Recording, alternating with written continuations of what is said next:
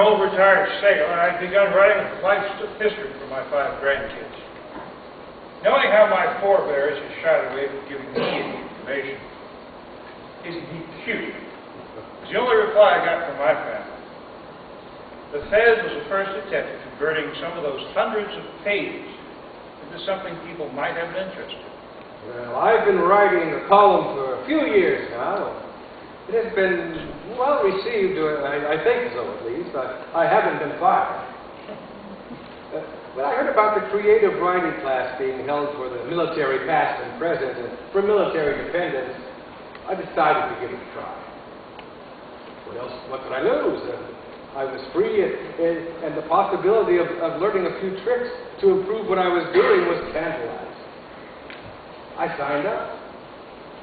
The story I picked on my first trip to Vietnam would have been a tale filled with angst and anxiety.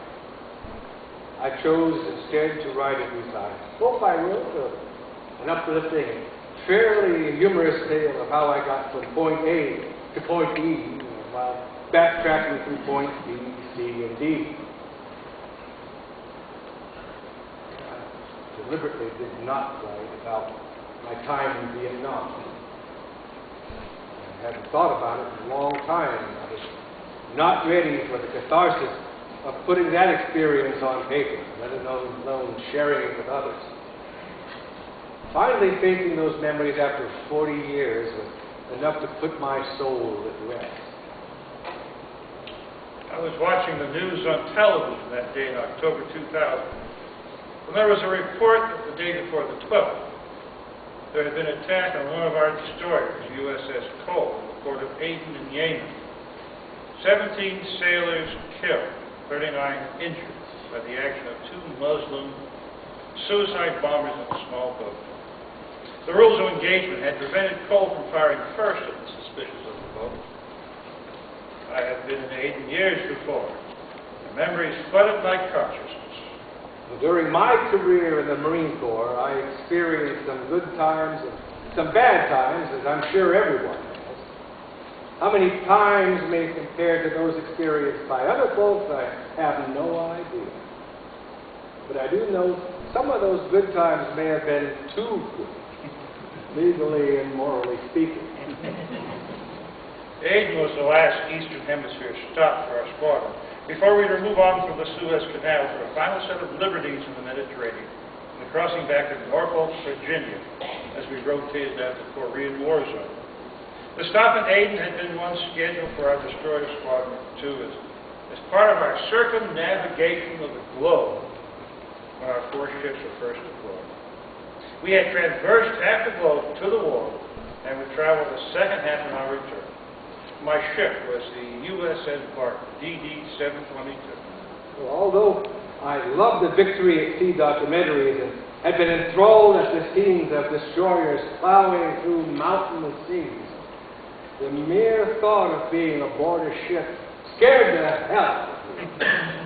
Well, I couldn't swim. Part of our sea school curriculum was ground proofing, making sure we all knew how to remain afloat even when exhausted. So I interpreted that as drowning in my case, and just knew I'd be washed out. Well, that's a bad problem. When they found I couldn't swim, to my chagrin, I was granted a waiver, graduated sea school, and was immediately given orders to the USS Boxer. We left Norfolk in spring. Our theme was the then popular September song. Oh, it's a long, long time from May to December.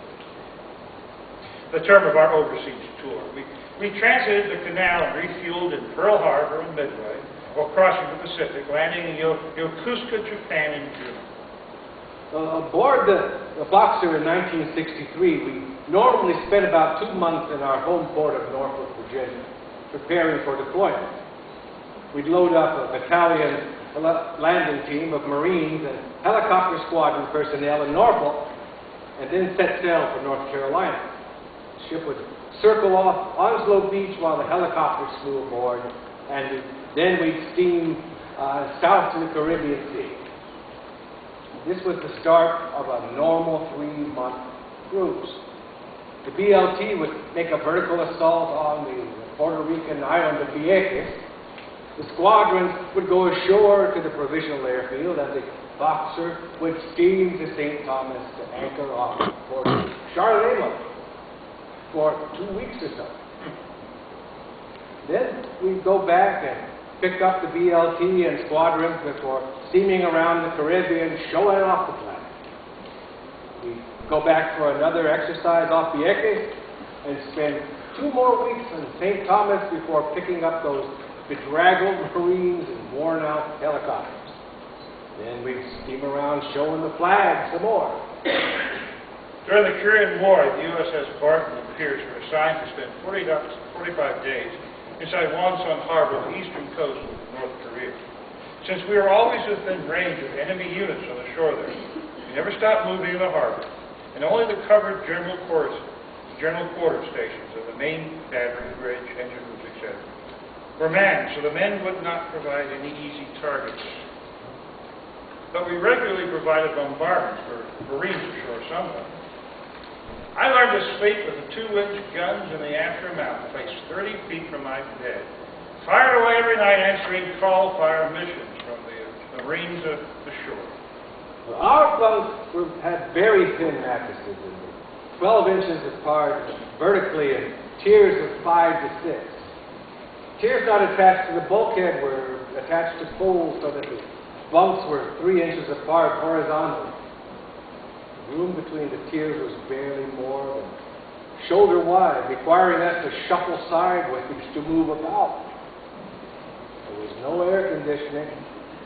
There was fresh air piped in, but it was warm outside air, and the circulation within the compartments was very poor. The temperature was always in the mid to high 80s. Compartments were stifling both night and day. The compartments also smelled like gym lockers, filled with a year's worth of unwashed sweat gear and socks. One afternoon, our action really began. I was on the way to the head when the gong, gong, gong of general quarters sounded, and I was determined to hold until the action was over, so I could avoid the obvious thought my crew would have that I had panicked. Half an hour into the action, the bridge reported seeing a hit aft to the 0-1 level. It was my turn to go into action. I had to inspect the damage and report to the captain. All I could see when I stepped onto the weather deck were the splashes of enemy shells close aboard. I climbed the ladder to the 0-1 level. I could hear the rattle of shrapnel that skidded off the deckhouse. Reaching the deck, I saw that the blast had been against the base of the forward stack. It was made of thin sheet metal, and the blast had caused some minor damage. But there was a hole in the deck where the shell had burst. When I climbed down and opened the hatch to the torpedo shack door, I found BM-2 Gray, our acting torpedo man, dead. From a piece of shrapnel that had hit him in the back of the neck as he slept on the bench during the action. His general quarters station at the tubes on the open end of the upper deck was not to be manned in the harbor, so he went where he thought he would be safe. Well, we fired 600 rounds of 5-inch ammunition during the action and silenced the enemy guns in 3 hours. When it was over, I went down to the wardroom to relax with a cup of coffee. Our South Korean translator, she was there, and asked, "Where is that sailor?" I told him the body had been prepared and was in the refrigerated compartment sent home to his family. I could have decked him when he burst out laughing.